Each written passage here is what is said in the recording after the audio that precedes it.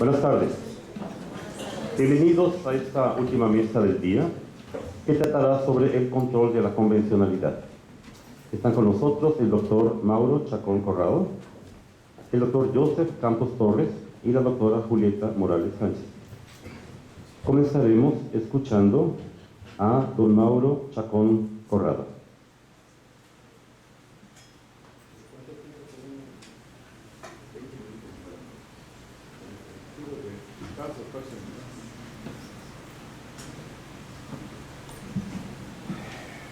Muchas gracias por su presencia y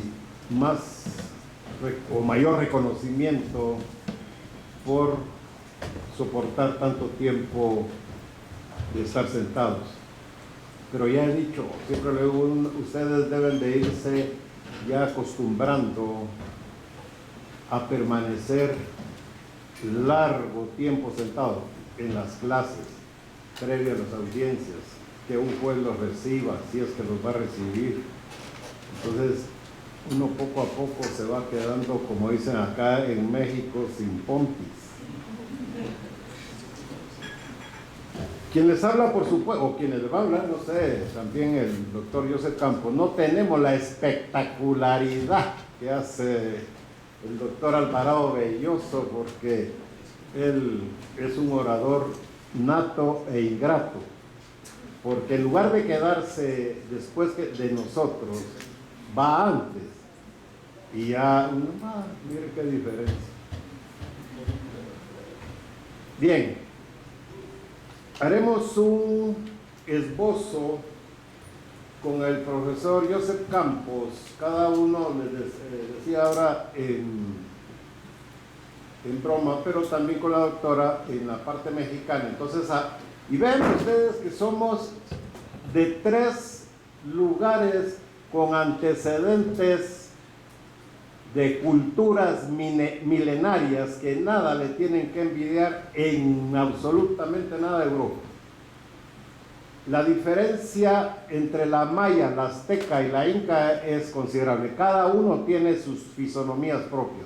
Creo, más grande la maya, porque los estudios lo han demostrado, puesto que fueron astrónomos, y ellos, sabrá Dios, o el Dios de ellos, qué hacían para medir el tiempo.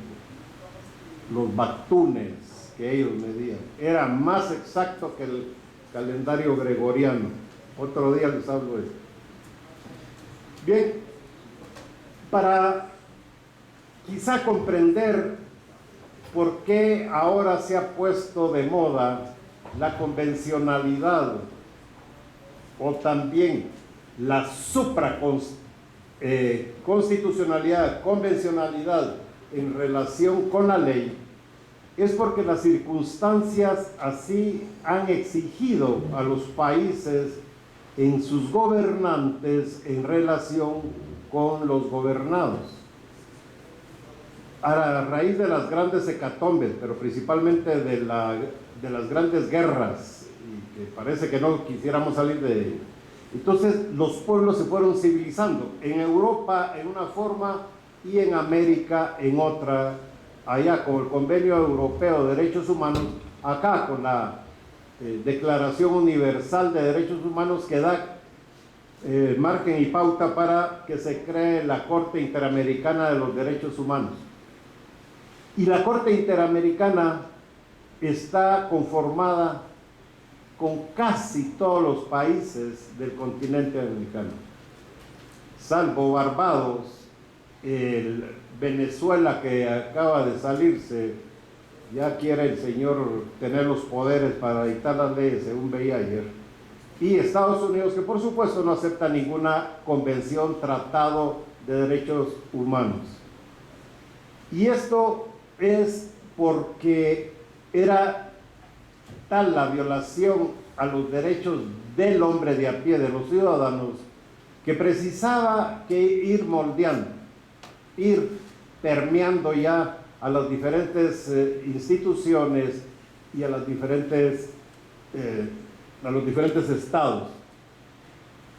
Señalaba anteriormente en otra plática en lo que yo le llamo la década perdida, de la cual fui o soy un privilegiado y una muestra más de que Dios existe, porque los guatemaltecos buscamos México como lugar de refugio. Todavía hay compatriotas míos por acá. Entonces era una incivilización en la que vivíamos. Si bien con constituciones estas eran meramente formales, es decir, estaba la constitución como tener este libro, y le decía al juez: usted aplique la ley y no ande haciendo muchos alardes o muchos brincos, porque nosotros le quitamos los brincos. Esto ha dado lugar a que, a través de la fuerza que ha venido haciendo la Corte Interamericana de Derechos Humanos, y aquí ha tenido muy buenos representantes, 3 de ellos de los que conozco: el doctor Héctor Fixamudio, anteayer vi, me agradó, lo acabo de ver hará unos días en Guatemala, al doctor Sergio García Ramírez, y actualmente ya otro más cercano a mi generación, Eduardo Ferrer Magrego, que ya, por supuesto, el Patojo ha salido también excelente, porque tiene votos razonados de gran calidad. Y vamos a ir viendo, en la medida que nos alcance el tiempo, como voto razonado de Héctor Fixamudio, o la posición de él, Pisa Escalante, Costa Rica, Calzado Trindade de Brasil, que está ahora en la Corte Interamericana, y don Sergio García Ramírez, que tiene ya un tratado de votos razonados, han permitido que funcione ya con mayor claridad el criterio de convencionalidad. Convencionalidad y además el bloque de constitucionalidad, que es lo importante. Y esto porque está encima, porque así lo han aceptado todos nuestros estados, de sus respectivas constituciones.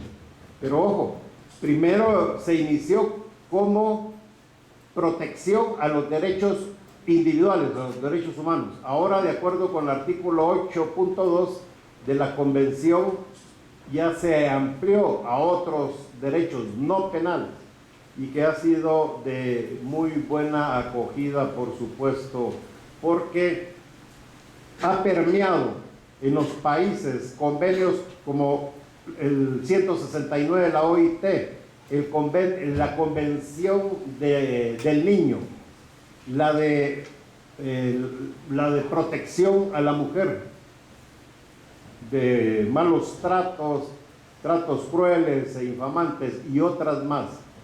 Y esto ha hecho que vaya evolucionando la Corte Interamericana de Derechos Humanos, y que influya en nuestras cortes locales e imponga su doctrina, a fin de que en cada estado se observe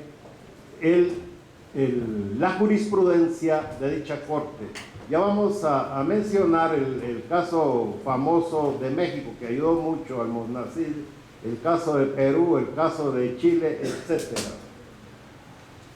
Y esto es, inicialmente se pensó en la supremacía, o se piensa, por supuesto, en la supremacía constitucional. La supremacía constitucional que había hecho, o que nos habíamos aprendido con la famosa pirámide de Kelsen, y la cual fue ya superada, puesto que se establece que donde en los países como el mío, Guatemala, y muchos más, está también Perú, ya está México y todos, creo yo, donde se establece que en materia de derechos humanos los tratados y convenios están o son ley suprema para el derecho interna, o están igual que en la Constitución. Entonces, desde hace algún rato, algunos años, por lo menos desde el 86, en Guatemala se dice que le causó a esa pirámide una escisión o un agujero, donde penetraron los convenios y tratados en materia de derechos humanos. Pero los países, para poder admitir o asimilar los criterios y las convenciones y no disfrazarlas hipócritamente, a su vez deben de estar convencidos de la bondad de las mismas. Y esto, por eso pareciera un juego de palabras, pero no es así cuando uno habla. Convenciones, convencionalidad, convenios y convencimiento para el tratamiento de los derechos humanos, o para la protección o amenaza de violación de los derechos humanos. Y veamos muy rápidamente cómo se va produciendo en el mundo desde antaño la protección de los derechos del ciudadano o de las personas, de los individuos, de los derechos individuales inicialmente, a raíz de la Revolución Francesa y después con la Constitución o con las leyes constitucionales inglesas primero y después, a partir de 1776, de la Constitución norteamericana, que ya hace su diferencia. Entonces, recuerden ustedes, no voy a hablar mucho del sistema francés porque me regañan después, se quedan entrando. Pero como en Francia a ver si la logro decir, boucher de la loi, boca de la ley, dejaban a los jueces nada más a eso, para que el boucher de la loi, de la ley, entonces no saliera de. El tema de la inconstitucionalidad la controlaban a través del Parlamento. En cambio, en el sistema difuso a partir de los Estados Unidos de Norteamérica, específicamente a partir del caso Marbury versus Madison, que ya todos ustedes conocen, en 1803, se produce la sentencia ya fundante para todos los estados de la Unión del Judicial Review, lo que utilizó como parámetro de confrontación su Constitución Federal, ya publicada en el federalismo, y donde Alexander Hamilton también puso su granos de arena de muy alta calidad. Esto también en la comunidad inglesa, en la comunidad norteamericana lo jalan de la doctrina Cook en Inglaterra para tratarla o incorporarla al sistema del Common Law de los Estados Unidos. Muy brevemente quiero contarles que ya desde nuestros países después de la independencia, de sus cartas constitucionales, post-independencia, empiezan a introducir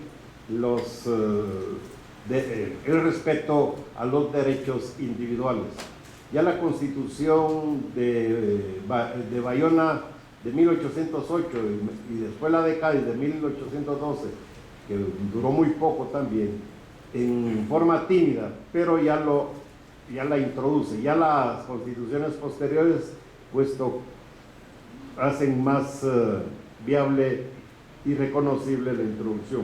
En mi país, en Guatemala, en la reforma a la Constitución de 1927, se introduce ya en el periodo liberal una disposición que permite al ciudadano poder pedir ante la autoridad judicial protección a través del instrumento cuya matriz es México, que es el amparo, y incorpora una especie de modelo de Judicial Review, traducido como control de constitucionalidad difuso. Y ya trasladándonos en el tiempo, por primera vez en la Constitución de 1965 se introduce la inconstitucionalidad general, que lo conoce una Corte de Constitucionalidad, pero no es un tribunal permanente como el actual, sino que se reunía cada vez que se planteaba una inconstitucionalidad general, contra ley o reglamento, regularmente contra ley. y era demasiado estricta para el planteamiento de la inconstitucionalidad, no solo exigente para que se hiciera el examen confrontativo entre la norma tildada de inconstitucional con los preceptos constitucionales, pero a su vez exigía que el memorial o demanda de inconstitucionalidad fuera firmado, como dicen uno de sus trabajos, el profesor Rick Zamudio, por un ejército de abogados, porque eran 12 abogados los que debían de firmar eso. Ahora se redujo a 3 abogados. Y entonces establecía que los tribunales de justicia observarán siempre el principio de que la Constitución prevalece sobre cualquier ley, tratado o reglamento, dando lugar, por supuesto, a la primacía constitucional. Y es donde introduce por primera vez el modelo concentrado de Hans Kelsen, que él ya en 1921 lo había creado para Austria, y donde conoce tanto de las inconstitucionalidades generales como de las apelaciones de las inconstitucionalidades en caso concreto que se podía plantear, y se puede a la fecha también en cualquier clase de proceso y de la materia que fuere, como acción, como excepción e incluso como su motivo de casación. Y la mayor aquiescencia local e internacional que se obtuvo para Guatemala es la creación o la introducción en la Constitución de 1985 de la Corte de Constitucionalidad como un tribunal permanente de jurisdicción especializada, y a través de ella conocer los casos de convencionalidad y el bloque de constitucionalidad. Esta Corte de Constitucionalidad, que es la primera que empezó a funcionar en Latinoamérica propiamente, porque se dice que en Cuba había una de 1940, pero nunca supo nadie si funcionó. Entonces, los que me van a continuar con el uso de la palabra van a hacer énfasis en algunos aspectos. Yo solo, y de repente lo importante es el caso mexicano de Padillas, ¿verdad? Nosotros tuvimos el primer caso muy sonado en todo el continente, el de Mirna Machan, una socióloga que fue asesinada. Pero solo a partir del caso Almonacid Arellano y otros contra el gobierno de Chile, el de La Cantuta contra el gobierno del Perú, Boyce contra Barbados, los trabajadores cesados del Congreso, Aguado Alfaro contra el gobierno del Perú también, Fermín Ramírez y Rashcacó Reyes en Guatemala, casi son de las últimas. Radía Pacheco, que se me estaba quedando en 2009. Entonces, fija como requisitos para la convencionalidad, he apuntado 3 nada más aquí al margen: que el Estado que en primer lugar tenga el Estado parte de la Convención Americana de Derechos Humanos. Segundo, que pueda ejercer efectivamente el control de convencionalidad entre la norma ordinaria y de la Corte Americana de Derechos Humanos. Tercero, la interpretación de todos los tratados sobre derechos humanos. Y a la vez, la Corte de Constitucionalidad tiene que ejercer control en el país para que los tribunales la apliquen en los casos necesarios. Nosotros no hemos tenido problema con esa aplicación del sistema difuso en los tribunales, por lo menos penales, laborales, de familia, que son los donde son observables por parte de la ciudadanía. En lo laboral, con el convenio 169, bueno, y a través también del convenio 169, los casos que tenemos en toda Latinoamérica, los problemas con la instalación de las minas y las hidroeléctricas en las comunidades indígenas. 2, en los tribunales de familia con la Convención del Niño, y ¿cuál se me quedaba? Bueno, cualquier otro tratado. el relacionado con la pena de muerte que exigió la Corte, que en los países como el mío, que se mantiene, por lo menos está en la Constitución, pero ya no se aplicó, se ha respetado el derecho a la vida a través de la protección que le ha dado la Corte de Constitucionalidad. Y por último, ya para finalizar, la aplicación y control de oficio para que se produjo en el caso de Almonacida Arellano y Radilla Pacheco y otros más, donde no solo al Poder Judicial se llama o se obliga a que realice control de convencionalidad, sino al propio Poder Ejecutivo del control de inconvencionalidad, para que el Poder Ejecutivo, el presidente, vete una ley porque atente o viole los derechos fundamentales.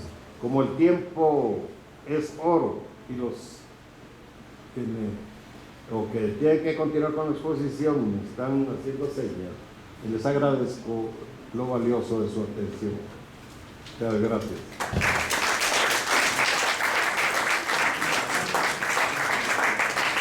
Muchas gracias, doctor.